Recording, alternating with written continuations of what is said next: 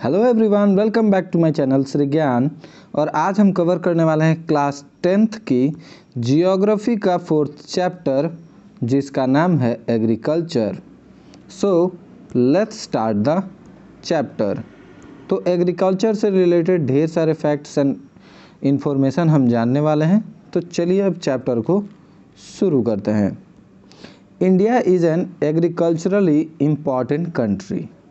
भारत का 60 to 70% population आज भी एग्रीकल्चर में इन्वॉल्व है, इसीलिए एग्रीकल्चरली इम्पोर्टेंट कंट्री तो सब जानते हैं।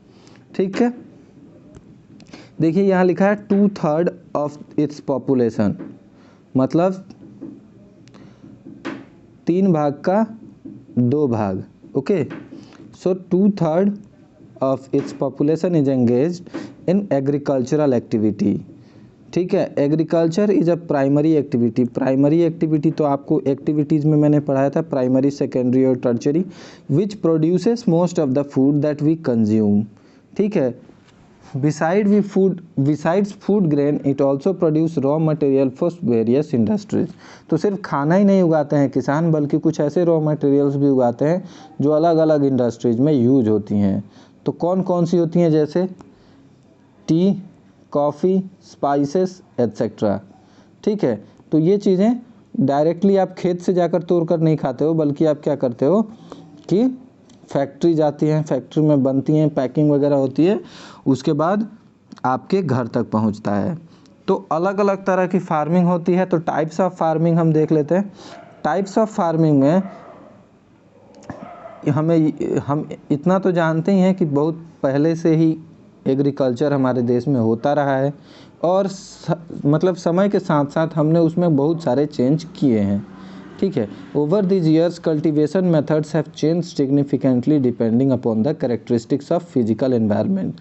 तो जिस तरह से मौसम बदले, जिस तरह से वातावरण बदला, जिस तरह के माहौल में लोग गए, उस तरह की खेती उन लोगों ने स्टार्ट कर दी।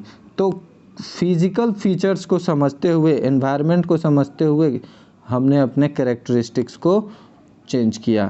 कुछ टेक्नोलॉजिकल डेवलपमेंट्स भी हुए, जैसे कि पहले जो लोग बैलों से खेतों को जोता करते थे हल के मदद से, अब वो ट्रैक्टर्स की मदद से होते हैं। ठीक है, पहले मतलब बीज निकालने के लिए क्या करते थे लोग कि हाथों से काम करते थे, सारे पौधों से बीज को अलग किया जाता था हाथों से, लेकिन अब उसे मशीन्स की मदद से किया जाता है।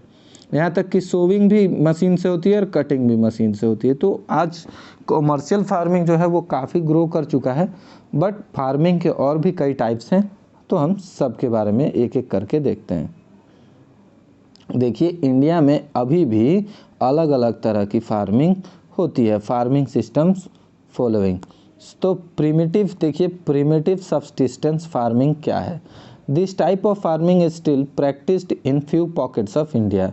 तो भारत के कुछ जगहों पर आज भी ये फार्मिंग होती है। प्रिमिटिव का मतलब होता है अति प्राचीन, बहुत ही पुराना। Subsistence agriculture is practised on small patches of land. तो जिसके पास बहुत छोटी ज़मीन होती है वो लोग ऐसी फार्मिंग करते हैं। With the help of primitive tools like हो यानी कि इसको हिंदी में आप हल कह सकते हो। ठीक है, तो हल की मदद से ये काम होता है। ओके, सो नाउ अब देखिए, दाव यानी कि नाइफ होता है एक तरह का, डिगिंग स्टिक्स, गड्ढा खोदने वाले स्टिक्स, और इसमें ज़्यादातर लोग क्या करते हैं, फैमिली मेम्बर्स काम करते हैं। ठीक है, but this type of farming depends upon the monsoon. इनके पास एग्रीकल्चर के लिए पंप वगैरह की सुविधा नहीं होती है, ये लोग बारिश के मौसम, बारिश पर ही डिपेंड करते हैं। Natural fertility of the soil and suitability of other environmental conditions to the crops grown. मतलब ये लोग खेतों में ज़्यादातर खाद का इस्तेमाल नहीं करते, गोबर वगैरह यूज कर पाते हैं, बट बाकी कोई एक्स्ट्रा खाद यूज नहीं करते। और ज़मीन के ऊपर डिपेंड करता है कि वो कितनी फर्टाइल है, कितनी अच्छी खेती हो सकती है। लेकिन साथ ही साथ ये एनवायरनमेंट पर भी डिपेंड होते हैं कि कैसा एनवायरमेंटल कंडीशंस है। ठीक है, देखिए एक और इसी में है slash and burn. Slash and burn agriculture जो है प्रिमिटिव का ही एक पार्ट है, जिसमें क्या किया जाता है कि किसान जो है वो जंगल का एक पार्ट साफ सुथरा करते हैं, पहले काट कूट के उसको खेती करने के लायक बनाया जाता है, ठीक है, और वहाँ पर वो लोग खेती करते हैं। स्लैश का मतलब होता है कि पहले काट कूट कर और फिर जला दिया जाता है, और जब वो जल जाता है ना, मान लो कि ये आपका लैंड है, तो यहाँ जितने भी पेड़ थे आपने इस पेड़ को सबको काट के यहीं पे जला के छोड़ दिया, और राख जब खेत में मिल गई तो राख की वजह से खेत थोड़ी सी ज़्यादा फर्टाइल यानी कि उपजाऊ हो जाती है, और तब उसमें खेती करते हैं। When the soil fertility decreases, the farmer shifted and clear a fresh patch of land. तो जब फिर से खेतों की मतलब उपजाऊ जो फर्टिलिटी है वो कम हो जाती है, तो वो लोग क्या करते हैं कि दूसरी जगह को साफ करते हैं और फिर वहाँ खेती करने लगते हैं। This type of shifting allows nature to replenish the fertility of the soil. तो इससे क्या होता है कि कुछ 5, 7, 10 सालों में ज़मीन फिर से खेती के काबिल हो जाती है और फिर से वो लोग वापस आ जाते हैं। ओके अब देखिए, through natural process land productivity in this type of agriculture is low as the farmer does not use fertilisers और अदर मॉडर्न इनपुट्स। तो पहले क्या होता था ना कि मतलब किसान जो है वो खाद नहीं डालते थे। आजकल यूरिया, पोटास और पता नहीं क्या क्या चीज़ें आती हैं खेतों में डालने के लिए। एग्रीकल्चर से इतना ज़्यादा तो नहीं, बट हाँ यूरिया डाला जाता है, इतना मुझे पता है।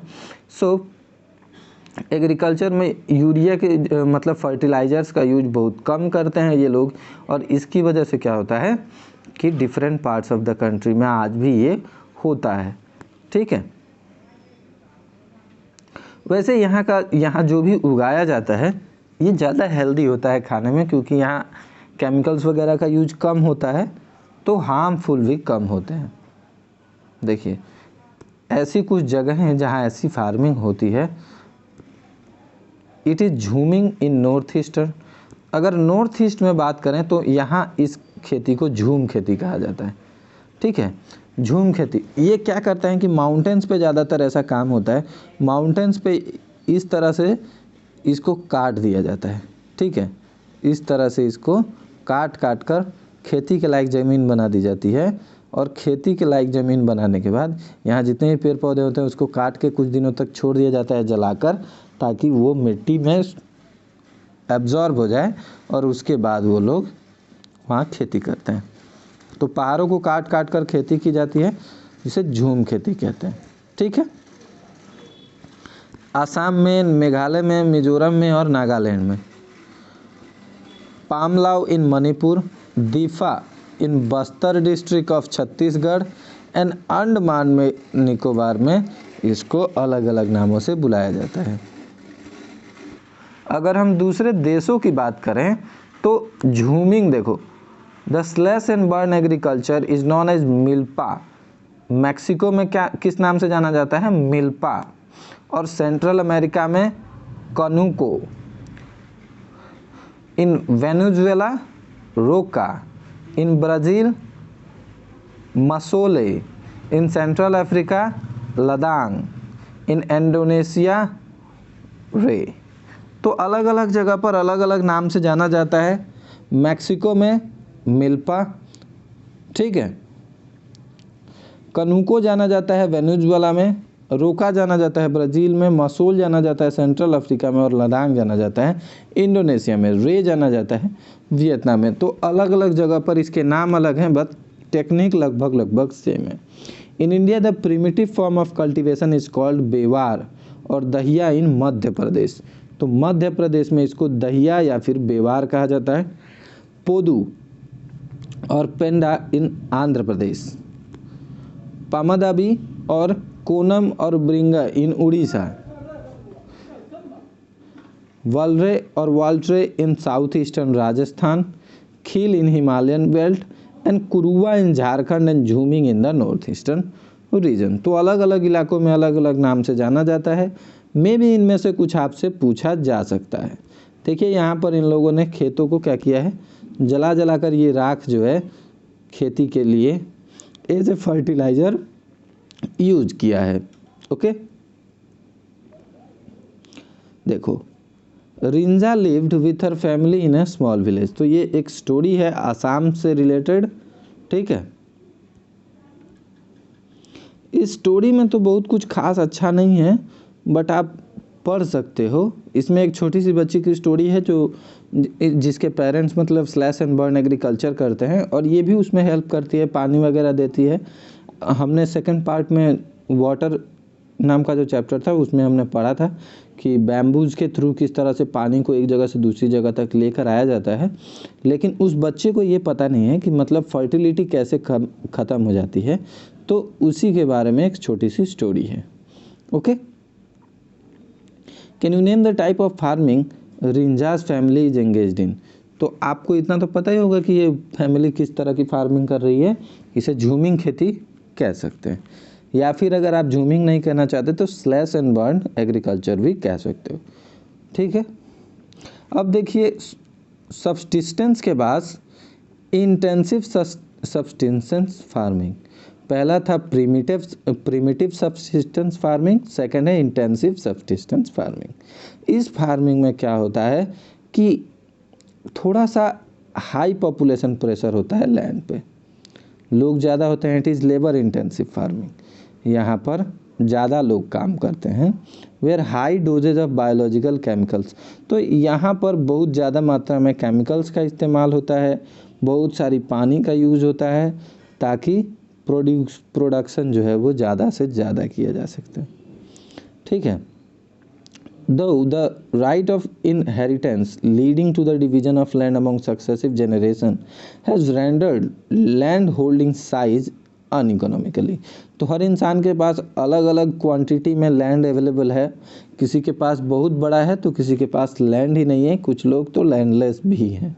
The farmers continue to take maximum output from the limited land in absence of alternative source of livelihood. There is in enormous pressure on agricultural land. अब कॉमर्शियल फार्मिंग देख लेते हैं, ठीक है। कॉमर्शियल फार्मिंग में क्या होता है कि कॉमर्शियल फार्मिंग को खेती इसीलिए की जाती है ताकि वो बाहर बेचकर अच्छा पैसा कमा पाएँ। कॉमर्शियल से समझ लीजिए कि ये मार्केट में बेचने के लिए खेती की जाती है और थोड़े बड़े लेवल पर की जाती है। The main characteristic of this type of farming is to use higher doses of major modern inputs.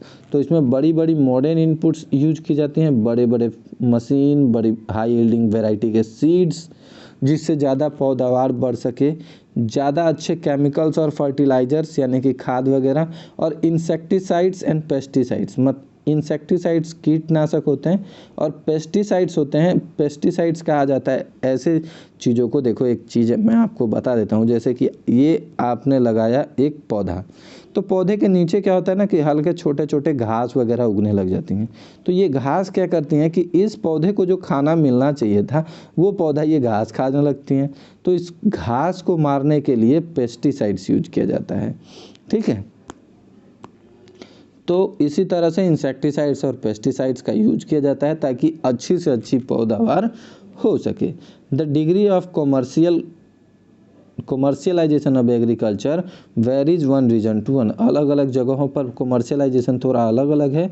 देखिए जैसे कि rice is a commercial crop in Haryana and Punjab. तो पंजाब और हरियाणा में क्या है, राइस एक कॉमर्शियल क्रॉप है, बट उड़ीसा में ये सब्सिस्टेंस क्रॉप है, ठीक है। तो कुछ और एग्जाम्पल भी देखेंगे हम, नॉट टू वरी। अब यहाँ देखो, plantation is also a type of commercial farming. Plantations का मतलब होता है जब हम मान लो कि हमारे पास ज़मीन है तो हमने क्या किया कि यहाँ धान और गेहूँ लगाने की जगह आम के ढेर सारे पेड़ लगा दिए, तो ये भी एक तरह से कॉमर्शियल है, ठीक है ना। इन this type of farming a single crop is grown on a large area. एक बहुत बड़े प्लॉट पर एक ही तरह का पौधा लगा दिया जाता है। और the plantation has an interface of agriculture and industry. Plantation cover large tracts of land. Plantations में काफ़ी लंबी जगह लगती है, यूजिंग कैपिटल भी लगता है बहुत सारा, with the help of migrant labourers. तो माइग्रेंट लेबरर्स को हमें यूज करना पड़ता है, माइग्रेंट लेबरर्स की मदद से हम ये काम कर पाते हैं। जैसे कि इंडिया में चाय, कॉफ़ी, रबर, गन्ना या फिर बनाना, ये सारी खेती जो है ये बहुत बड़े लेवल पर की जाती है। अगर आप हमारे यहाँ कभी आसाम आओ तो आपको हम आसाम में चाय के बागान दिखा सकते हैं, तो आप आना तो मुझे बता देना। वैसे आसाम में जो चाय के बागान होते हैं मतलब किलोमीटर 2-2 4-4 10-10 किलोमीटर तक फैला हुआ है। आप पूरा दिन घूमते रह जाओ, चाय के बागान में ही बैठे रहो, ख़त्म नहीं होने वाले, इतने बड़े बड़े चाय के बागान होते हैं।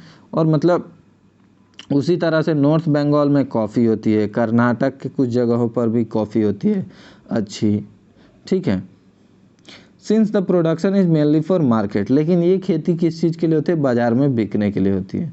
चाय आप खुद बनाओगे, खुद खाओगे तो कितना, एक साल में जितनी चाय उगती है उतनी आप पूरे जीवन में बैठ के पीते रहोगे। A well developed network of transport and communication connecting the plantation area. तो आपको मान लो कि आपने ये चाय उगाई, यहाँ पर चाय के आपने पेड़ लगाए, ठीक है, तो आपने यहाँ चाय के पेड़ लगा दिए, बट अब जब चाय यहाँ से आपने तोड़ा तो सबसे पहले आपको यहाँ पर एक फैक्ट्री बैठानी पड़ेगी, ठीक है। एक फैक्ट्री बिठाई, अब फैक्ट्री में कुछ लोग लेबर की तरह काम करेंगे, कुछ मैनेजर्स होंगे, कुछ, अब ऊपर से आपको यहाँ पर क्या करना पड़ेगा कि एक मतलब गाड़ी रखनी पड़ेगी जिससे कि आप सामान लोड करो, पैक करो, फिर वो गाड़ी क्या करेगी, अलग अलग शॉप्स पे कहे डिलीवरी देगी, है ना। तो ये पूरा एक चैन, आपको ट्रांसपोर्टेशन भी करना होगा, मैनेजमेंट भी करना होगा, सब कुछ मिलाकर करना पड़ेगा। देखो प्रोसेसिंग इंडस्ट्रीज होती हैं, मतलब फैक्ट्री भी बिठानी पड़ेगी। फिर markets plays an important role in the development of plantations. तो देखो यहाँ केले की खेती हो रही है कितनी सुंदर तरीके से, एक लाइन से, देखो एक लाइन से ढेर सारे केले लगाए गए हैं, ठीक है, ये दिख रहा है ना, एक लाइन से ये सारे अलग अलग केले लगाए गए हैं एक लाइन से, और ये खूब सुंदर ढंग से समय पर, इनको इतने सारे पेड़ों को मैनेज करने के लिए लेबर भी ढेर सारा लगता है। ठीक इसी तरह यहाँ पर आप बांस की खेती देख सकते हो, ये एक बांस का झुंड है, एक ये है, एक यहाँ है। तो इस तरह से अलग अलग जगह पर अलग अलग बांस के प्लांटेशंस हैं। ये नॉर्थ ईस्ट में भी होते हैं, बिहार में भी बांस के खूब खेत देखने को मिले थे मुझे। तो आप भी अगर कहाँ से हो और आपने बांस की खेती तो पक्का देखी होगी, गन्ने वगैरह की और केले वगैरह की आप बिहार में भी देख सकते हो। गाजीपुर, हाजीपुर का केला काफ़ी फेमस होता है, और मुजफ्फरपुर की लीची, तो आई होप आप देख सकते हो, एक बार चेक कर सकते हो। You have studied the physical diversities and plurality of culturals in India. तो अलग अलग तरह के कल्चर्स हैं हमारे देश में, हमारे देश अलग अलग फिजिकल डाइवर्सिटीज़ तो हमने पढ़ा दिया आपको अच्छे से, फिर भी फिजिकल डाइवर्सिटी का मतलब बता देते हैं एक बार कि कहीं पे माउंटेन्स है, कहीं पे रिवर्स हैं, कहीं पे प्लेन्स है, कहीं पे प्लेट्यूज हैं, right. These are also reflected in agricultural practices. तो अलग अलग फिजिकल डाइवर्सिटी है तो अलग अलग एग्रीकल्चरल प्रैक्टिसेस भी हैं, ठीक है ना। कुछ जगहों पर बाढ़ आती रहती है तो उनको उस हिसाब से करना पड़ता है खेती, किस जगह पर कैसी भोजन खाया जाता है, कैसे फाइबर क्रॉप्स कहाँ होते हैं, वेजिटेबल्स, फ्रूट्स, स्पाइसेस, कॉन्डिमेंट्स, तो इसमें मतलब बहुत सारी चीज़ें होती हैं जो उगाई जाती हैं, ठीक है। Constitute some of important crops grown in the India has 3 crop. तो भारत में क्रॉपिंग सीजन्स को 3 भागों में डिवाइड किया गया है। क्रॉपिंग सीजन्स को किस भागों में डिवाइड किया गया है? रबी, खरीफ एंड जैद, ठीक है। तो ये तीनों बहुत इंपॉर्टेंट है, रबी, खरीफ और जैद, ठीक है। मेनली 2 ही होते हैं, देखो मेनली रबी और खरीफ ही होते हैं, बट इन दोनों सीजन्स के बीच में जो गैप होता है उसमें हम जैद को इंक्लूड कर लेते हैं।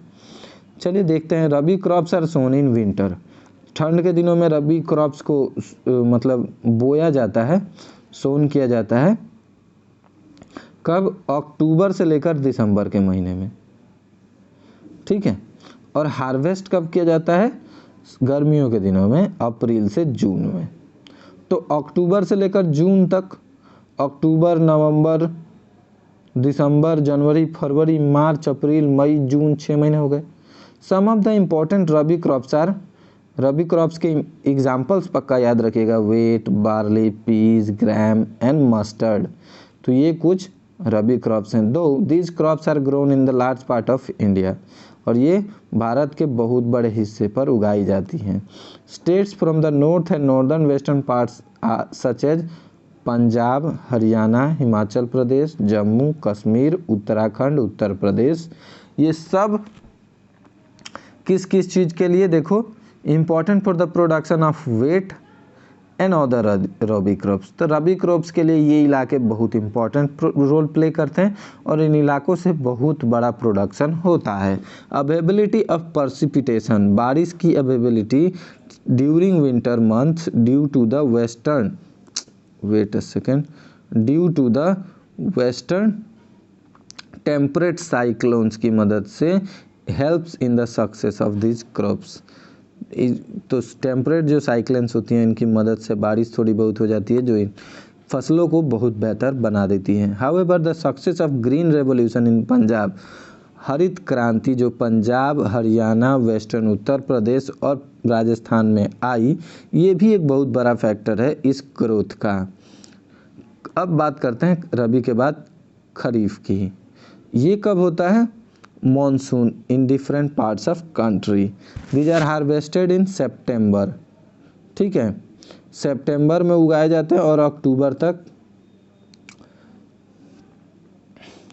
मतलब सितंबर अक्टूबर में लगाए जाते हैं, जिसमें क्या होता है?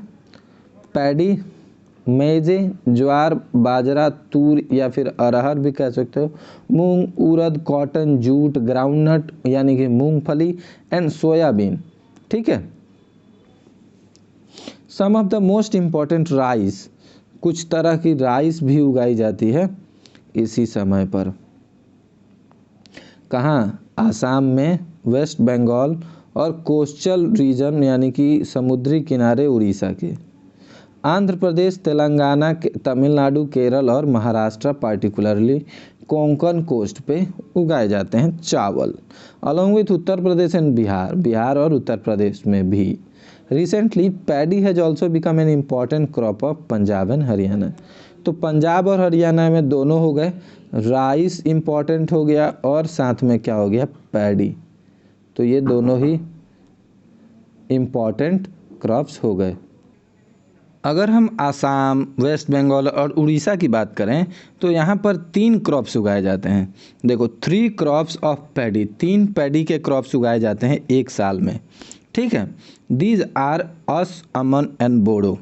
तो इसके नाम क्या है? अस, अमन और बोरो। प्रोनाउंसिएशन में भी थोड़ा वेरी कर सकता है।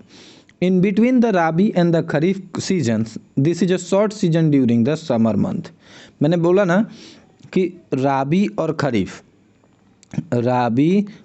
खरीफ के बीच में बस थोड़ा सा टाइम गैप होता है, जो इसमें किसान क्या करते हैं? कुछ तरह की सब्जियां उगाने लगते हैं।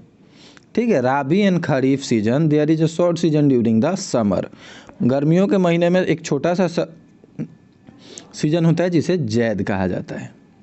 ठीक है, तो some of the crops produced during zaids के दौरान क्या क्या उगाया जाता है? तो वाटरमेलन, तरबूजा वगैरह, तरबूजा, खरबूजा, खीरा, वेजिटेबल्स। ठीक है, कुछ फॉडर क्रॉप्स होती हैं जो चारा वगैरह के लिए यूज होती हैं, शुगर कैन हो गया, ऐसी चीज़ें उगाई जाती हैं। ठीक है,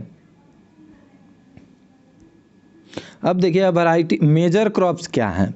अ variety of food and non food crops are grown in different parts of the country depending upon the variation on soil. तो जैसा जहाँ का मिट्टी होता है, जैसी वहाँ जहाँ की क्लाइमेट होती है, मतलब मौसम होता है, वहाँ वैसी चीज़ें उगाई जाती हैं। बट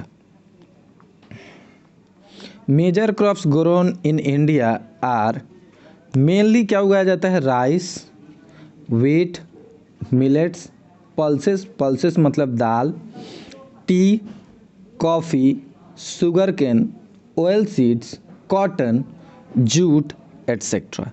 तो अगर भारत की मेजर क्रॉप्स की बात करें तो rice, wheat, millets, pulses, tea, coffee, sugar cane, oil seeds, cotton, jute, ये चीज़ें उगाई जाती हैं। ठीक है, अब राइस की बात करो। Rice is the staple food crop of A majority of the people in India. Staple food का मतलब होता है सबसे कॉमन फूड जो सब लोग ज़्यादातर खाते हैं। तो ज़्यादातर खाया जाने वाला फूड कौन सा है? Rice. Our country is the second largest producer of rice in the world after China. सबसे ज़्यादा चावल कौन प्रोड्यूस करता है? चाइना। लेकिन चाइना के बाद भारत ऐसा देश है जो सबसे ज़्यादा प्रोड्यूस करता है चाइना के बाद, याद रखिएगा, ठीक है। It is the kharif crop, और राइस क्या है? खरीफ क्रॉप है। Which requires high temperature. इस समय इसको क्या चाहिए होता है? टेम्परेचर ज़्यादा चाहिए होता है, 25 डिग्री से ज़्यादा। हाई ह्यूमिडिटी चाहिए होती है, और एनुअल रेनफॉल भी 100 सेंटीमीटर लगभग होना चाहिए, ठीक है। In the area of rest land for it grows with the help of irrigation. जहाँ बारिश कम होती है वहाँ सिंचाई के लिए और दूसरे साधन होते हैं, पंप वगैरह की मदद से सिंचाई की जाती है। तो देखो ये धान के खेत हैं, ठीक है। धान मैं इसलिए कह रहा हूँ क्योंकि खेतों से धान ही निकल कर आता है, चावल नहीं निकल के आता है। फिर धान को अलग से क्लीन करके उसके ऊपर के जो कवर को खोल करके अलग किया जाता है, तब उसमें से चावल निकलता है, ठीक है। ये है राइस का वो खेत जहाँ राइस ऑलरेडी पौधों पे लग चुका है। तो पौधों में उगाने के बाद राइस कुछ इस तरह का दिखता है, ठीक है, मतलब धान, ठीक है। अब चलिए आगे बढ़ते हैं। यहाँ देखिए अलग अलग कलर से अलग अलग डिनोटेड किया गया है। वाइट जहाँ खेती थोड़ी सी कम हो सकती है, और ये जो डार्क वाला है ये मेजर एरिया है। तो यहाँ मेजर क्रॉप्स उगाई जाती हैं इस इलाके में, ठीक है। मतलब पूरा इधर मेनली जो ईस्टर्न पार्ट है इंडिया का, ठीक है, ईस्टर्न पार्ट्स में ज़्यादा खेती होती है। मेजर क्रॉप्स ईस्टर्न पार्ट में उगाए जाते हैं, ठीक है। राइस मेनली ईस्टर्न पार्ट्स में होती है क्योंकि यहाँ का आपको रेनफॉल भी तो चाहिए ना, तो रेनफॉल तो ऐसे होगा नहीं। Rice is grown in the plain of north and north eastern India, ठीक है। Rice is grown in the plain of north and north eastern India. मैंने अभी बताया भी था कि ईस्टर्न पार्ट और नॉर्थ ईस्टर्न पार्ट में राइस बढ़िया होता है। कोस्टल एरियाज यानी कि समुद्री तटों पर and the deltaic region, deltaic जगहों पर भी अच्छा होता है rice. Development of dense network of canal irrigation and tubewell have made the it possible to grow rice in area of less rainfall such as Punjab, Haryana and western Uttar Pradesh and parts of Rajasthan. तो अब राजस्थान में भी राइस की खेती की जा सकती है, उत्तर प्रदेश, पंजाब और हरियाणा में भी की जाती है। कैसे? नहर बनाई जाती है। नहर क्या कि नदियों में से ही एक कनेक्शन अलग से निकालकर एक पतली सी नदी की तरह एक नाला बना दिया जाता है बड़ा सा, जो पानी प्रोवाइड करता है शहरों को। तो इससे क्या होता है, पानी जब अवेलेबल होता है तो अब हम उसका इरिगेशन, सिंचाई कर लेते हैं और उससे खेतों को सींच कर हम अपना काम कर सकते हैं। अब वेट की बात कर लेते हैं, ठीक है। वेट कहा जाता है गेहूं को, ठीक है, गेहूं। This is the second most important cereal crop. ये एक सीरियल क्रॉप है, इसको आप अनाज कह सकते हो।